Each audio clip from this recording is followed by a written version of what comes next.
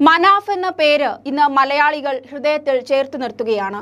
മനാഫ് എന്നൊരു മനുഷ്യസ്നേഹി, അതാകും ഉചിതം. അർജുൻ മലയാളികളുടെ വികാരമായി മാറിയപ്പോൾ മനാഫിന് അർജുൻ കൂടെ പിറപ്പായിരുന്നു. ഞാനൊരു മുതലാളിയല്ല, അങ്ങനെ അവനെ അവിടെ ഇട്ടിട്ട് പോകാൻ കഴിയില്ല, അവൻ്റെ അമ്മയ്ക്ക് ഞാൻ കൊടുത്ത വാക്കാണ്, അവനെയും കൊണ്ടേ പോകൂ എന്ന അദ്ദേഹത്തിൻ്റെ ആദ്യ വാക്കുകൾ മനാഫിൻ്റെ മനുഷ്യസ്നേഹം നിറഞ്ഞു തുളുമ്പുന്ന പച്ചയായ ഹൃദയത്തിൻ്റെ അടിത്തട്ടിൽ നിന്നും ഉയർന്നതാണെന്ന് ഉറപ്പാണ്. മനാഫ് അർജുന് ഒരു ലോറി മുതലാളി മാത്രമായിരുന്നില്ല, അതിനുമപ്പുറം ഒരു ആത്മബന്ധം അവർക്കുണ്ടായിരുന്നുവെന്ന് മനാഫ് പലതവണ വിളിച്ചു പറഞ്ഞു. മണ്ണിടിച്ചിലിൽ അർജുനെ കാണാതായെന്ന വാർത്ത പുറത്തായതോടെ തിരച്ചിൽ ശക്തമാക്കാൻ കർണാടക സർക്കാരിനുമേൽ വലിയ സമ്മർദ്ദമാണ് ഉണ്ടായത്. ഒരു ലോറി ഡ്രൈവർക്ക് വേണ്ടി മന്ത്രിമാരും മറ്റു ജനപ്രതിനിധികളും അടക്കമുള്ളവർ കർണാടകത്തെ ബന്ധപ്പെടുന്നു. മാധ്യമങ്ങളുടെ ഒരു പട തന്നെ ദുരന്ത സ്ഥലത്തേക്ക് ആഴ്ചകളോളം തമ്പടിച്ച് രാജ്യങ്ങൾ ശ്രദ്ധിക്കും വിധത്തിൽ വാർത്ത നൽകുന്നു. ഇതിനെക്കുറിച്ച് അത്ഭുതപ്പെട്ട കർണാടകയിലെ ഉദ്യോഗസ്ഥരോട് ഒരു മലയാളിയെയാണ് കാണാതായത്, അതുകൊണ്ടാണ് ഇത് സംഭവിക്കുന്നത് എന്നായിരുന്നു ലോറി ഉടമ മനാഫ് കൊടുത്ത മറുപടി. അവിടെ മുതൽ മനാഫിനെ മലയാളികൾ നോക്കി. അതെ, ലോകമെമ്പാടുമുള്ള മലയാളികളുടെ വേദനയും പ്രാർത്ഥനയുമായിരുന്നു അർജുൻ. ഇന്ന് അർജുൻ ഓർക്കുന്ന മലയാളികൾ മനാഫിനെയും കൂടെ ഒരുമിച്ചോർക്കും. ശിരൂരിൽ മണ്ണിടിച്ചിലുണ്ടായി അർജുനെ കാണാതായതിന് പിന്നാലെ തുടക്കം തൊട്ട് സംഭവസ്ഥലത്ത് ലോറി ഉടമയായ മനാഫ് ഉണ്ടായിരുന്നു. മനാഫ് നൽകിയ വിവരങ്ങളുടെ അടിസ്ഥാനത്തിലായിരുന്നു തുടക്കത്തിൽ തന്നെ സംഭവത്തെപ്പറ്റി പുറം ലോകം അറിഞ്ഞത്. തിരച്ചിലിന്റെ ആദ്യഘട്ടത്തിൽ വലിയ വിമർശനങ്ങളും മനാഫ് ഏറ്റുവാങ്ങി.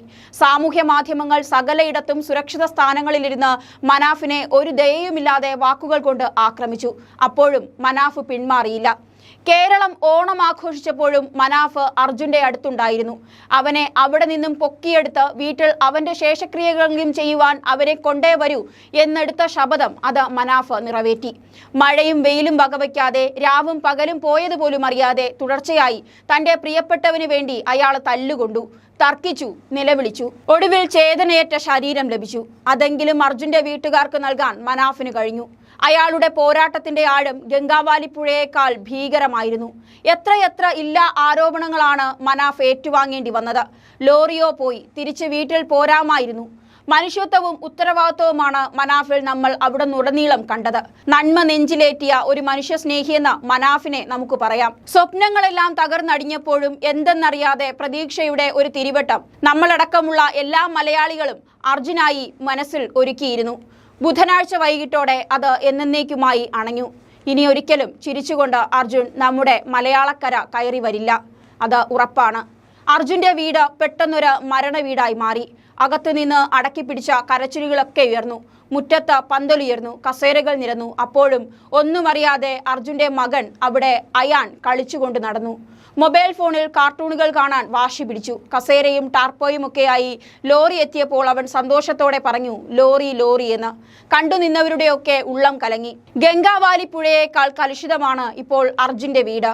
അവിടെയാണ് മനാഫ് മറ്റൊന്ന് പറഞ്ഞത്. തനിക്ക് ഇന്നു മുതൽ മക്കൾ 3 അല്ല 4 ആണ്. അർജുൻ ഓടിച്ചിരുന്ന ലോറിയുടെ ഉടമ മനാഫ് പറയുന്നത് അർജുന്റെ കുട്ടിയെ സ്വന്തം കുട്ടികൾക്കൊപ്പം വളർത്തുമെന്നാണ്. അർജുന്റെ മാതാപിതാക്കൾക്ക് ഇനിയുള്ള കാലം മകനായി കൂടെയുണ്ടാകും.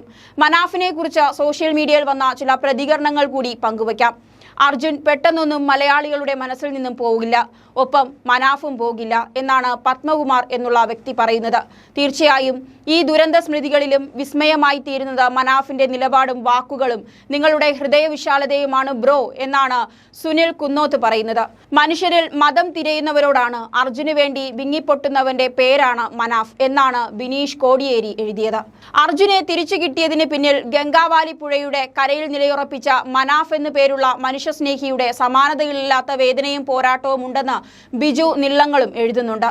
അർജുൻ എൻ്റെ മേൽ ഒരു വിശ്വാസമുണ്ട്, എന്തു പറ്റിയാലും അവനെ ഞാൻ അവൻ്റെ വീട്ടിലെത്തിക്കുമെന്ന് ആ വാക്ക് ഞാൻ പാലിച്ചു. മനാഫ് അവസാനമായി പറഞ്ഞത് ഇങ്ങനെയാണ്, അവനെ ഞാൻ അവൻ്റെ വീട്ടിലെത്തിച്ചു. ഇതിൻ്റെ പിന്നിൽ ഒരുപാട് പ്രയാസപ്പെട്ടിട്ടുണ്ട്. പലരും പലതും പറഞ്ഞു.